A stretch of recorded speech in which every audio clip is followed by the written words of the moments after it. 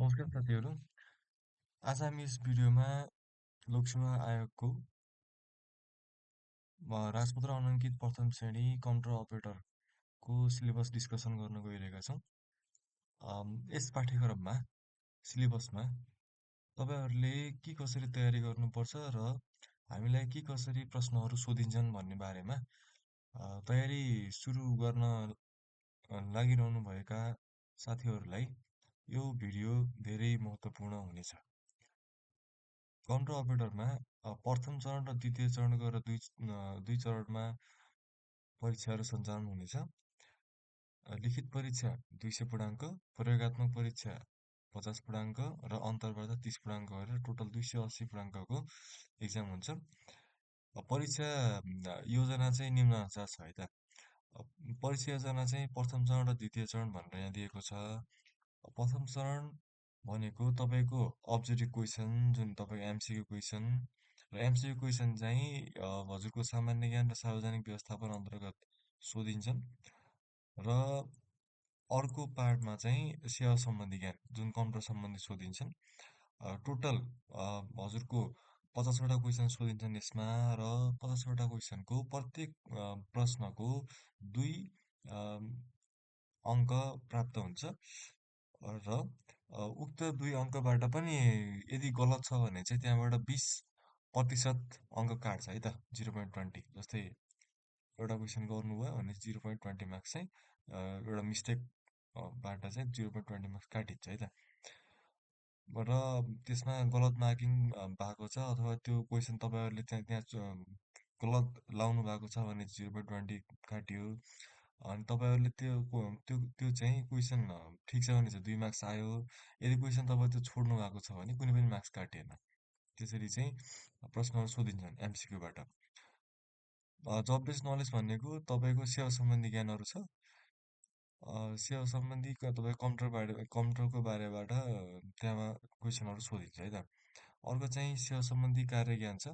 सेवा सम्बन्धी भन्नाले जुन कम्प्युटरबाटै सोधिन्छन्, यसमा चाहिँ बाहिरी कुराहरू चाहिँ आउँदैन। तपाईँको कम्प्युटर सम्बन्धी क्वेसनहरू चाहिँ सोधिन्छ, जसबाट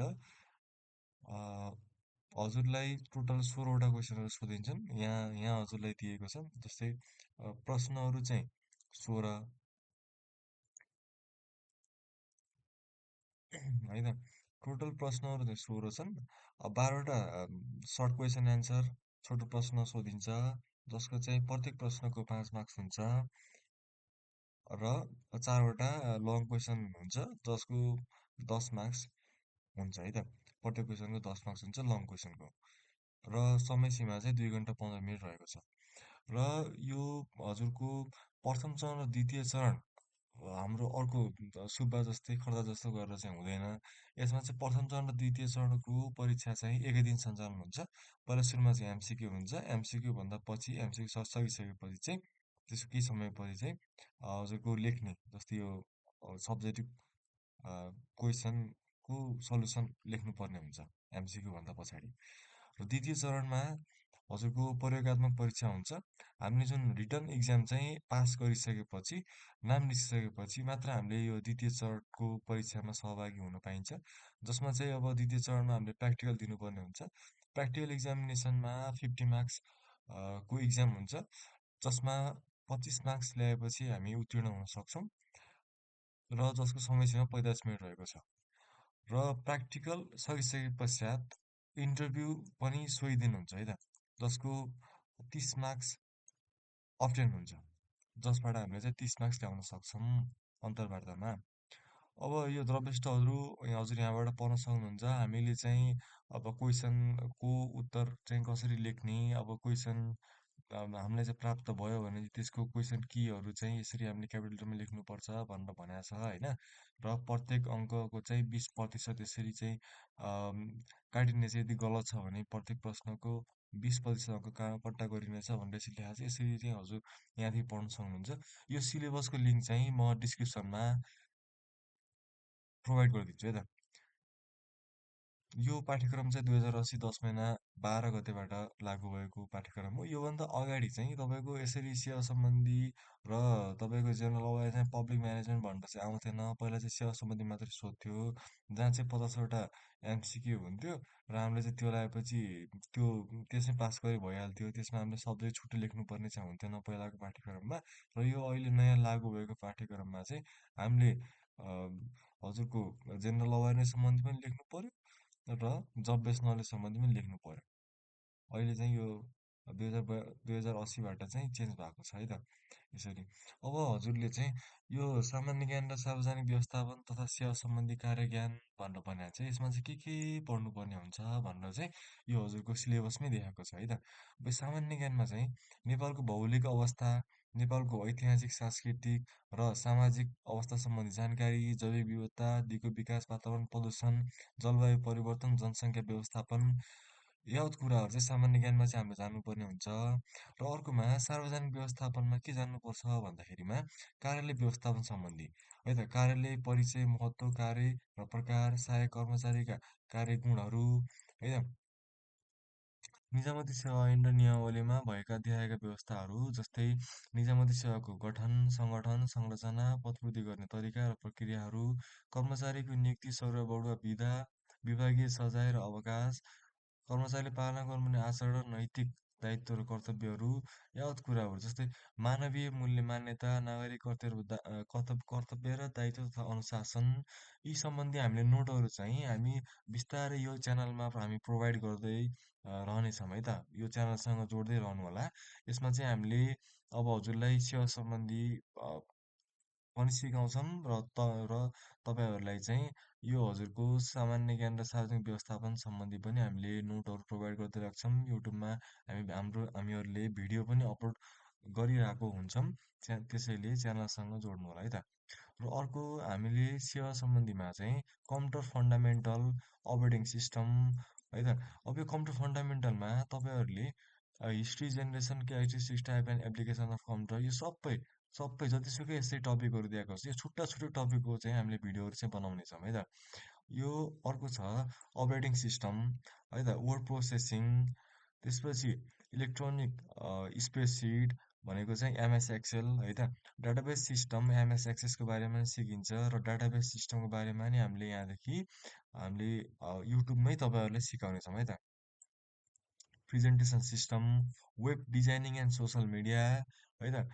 अब यसमा चाहिँ अब designing simple web page with HTML भनेको छ। यो हामीले चाहिँ एमसिक्यूमा पनि सोधिन्छ, प्र्याक्टिकलमा पनि सोधेका हुन्छन् यिनीहरू। यो बारेमा नि हामीले हजुरलाई सिकाउनेछौँ है त। अब use of social media governance, introduction to social media भनेको छ। सोसियल मिडिया प्लेटफर्महरू, यिनीहरूको सबैको बारेमा हामीले हजुरलाई सिकाउनेछौँ। कम्प्युटर नेटवर्क, अब basic networking, definition types of टपोलोजिजहरू, connectivity and media, network cables and connections, network cabling and cable testing, यावत कुराहरू, IP addressing, subnet mask, gateway, DNS, static and dynamic address assign, यिनीहरूको बारेमा हामी हजुरलाई सबै कुराहरू सिकाउनेछौँ। अनि साइबर सेक्युरिटी छ, त्यसपछि hardware maintenance and troubleshooting, relevant legislations and institutions है।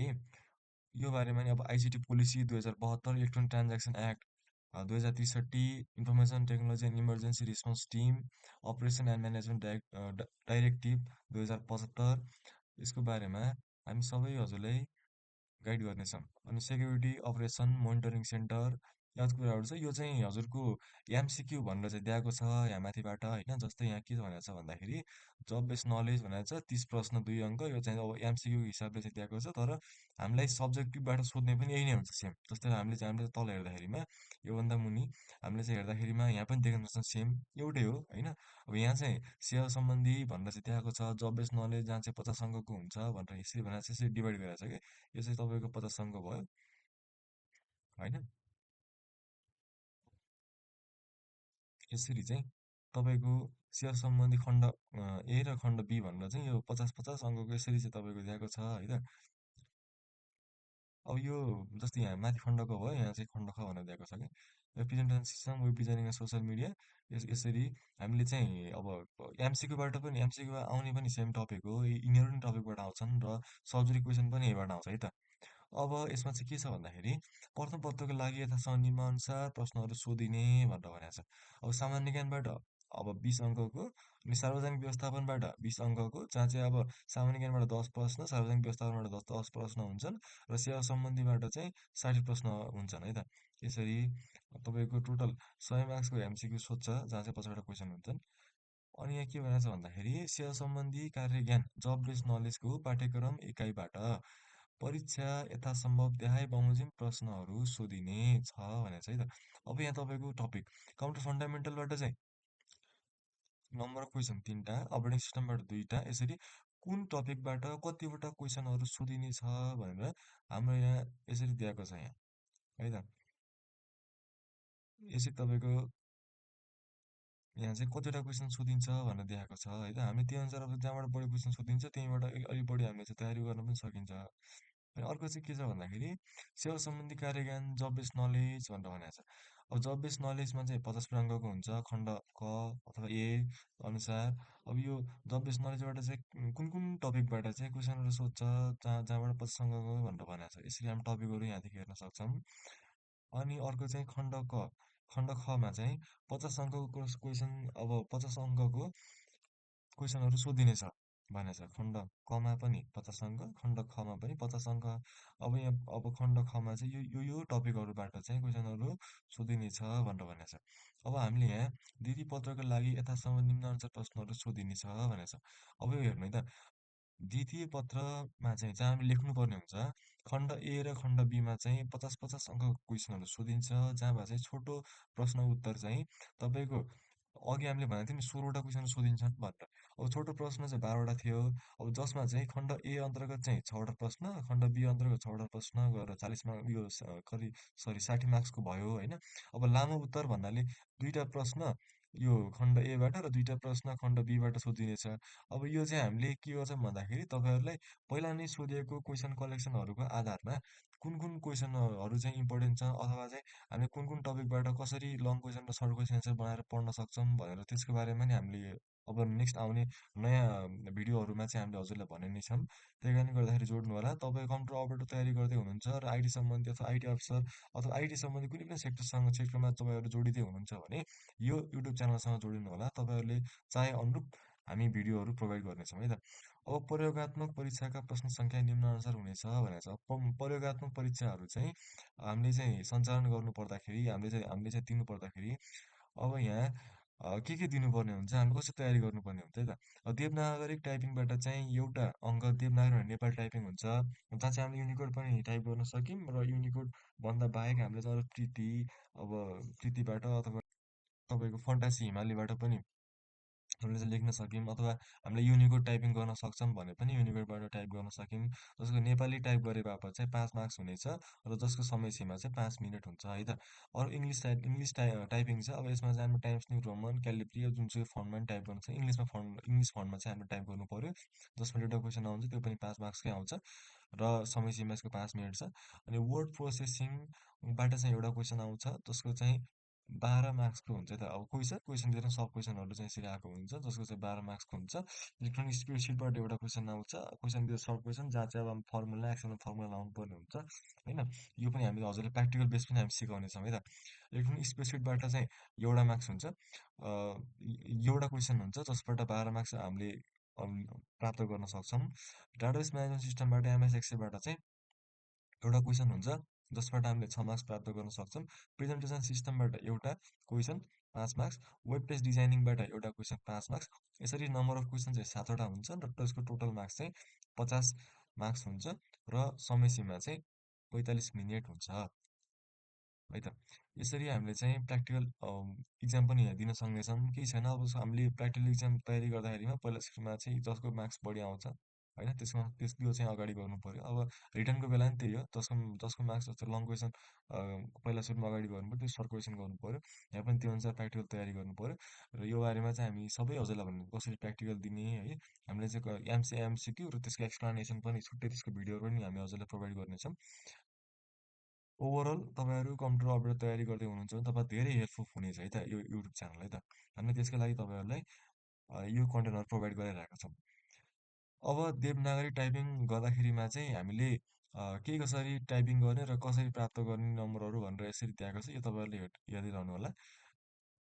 यसरी चाहिँ हामीले कम्प्युटर अपरेटरको तयारी गर्न सक्नेछौँ र नेक्स्ट भिडियोमा अब हामी चाहिँ यो हजुरको हामी चाहिँ माथिबाटै सबभन्दा अगाडिबाटै तपाईँको जस्तै अपरेटिङ सिस्टमबाट चाहिँ हामी अगाडि सुरु गर्नेछौँ। अब तपाईँहरू कम्प्युटर तयारी गर्दै हुनुहुन्छ भने तपाईँ धेरै जसो कुराहरू फन्डामेन्टल बारेमा धेरै जसो कुराहरू हजुरलाई थाहा छँदैछ होला। फन्डामेन्टल को पनि हामीले छुट्टै एउटा प्लेलिस्ट बनाएर त्यसमा हामी चाहिँ भिडियो अपलोड गरेर यो पनि जानकारी गराउनेछौँ र नेक्स्ट भिडियो अब हामी चाहिँ अपरेटिङ सिस्टमबाट चाहिँ सुरु गर्नेछौँ। अथवा तपाईँहरूलाई चाहिँ कुन टपिकबाट सुरु गर्दा सही हुन्छ भनेर हामीलाई चाहिँ कमेन्ट बक्समा कमेन्ट गर्नु पनि सक्नुहुन्छ है त। हस्, आजको लागि यति नै। र जानुभन्दा अगाडि यो युट्युब च्यानललाई सब्सक्राइब गरिदिनु होला, ताकि हामी पनि अलि मोटिभेट हौँ र तपाईँहरू जस्तै अलि धेरै साथीहरूलाई हामीले जुन कम्प्युटरबाट तयारी गर्दै हुनुहुन्छ अथवा कम्प्युटरको बारेमा धेरै नलेज लिन खोज्दै हुनुहुन्छ भने उहाँहरूको लागि एकदम हेल्पफुल कन्टेन्टहरू हामी प्रोभाइड गरिरहनेछौँ है त। हस्, थ्याङ्क यू।